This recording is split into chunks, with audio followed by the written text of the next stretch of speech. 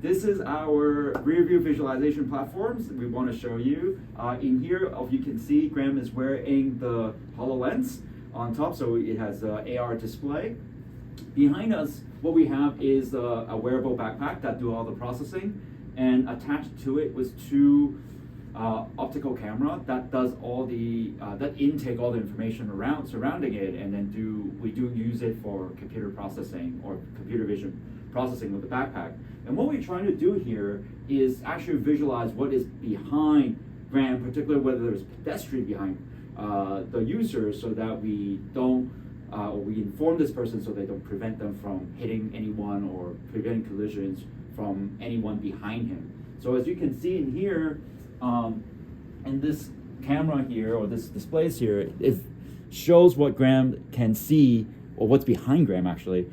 In here is a visual camera, and here's a radar. Behind Graham there is a red dot, means there is an individual there, and so Graham would be aware of it and try to prevent from hitting that person. And if he moves about, you can see those visualization changes.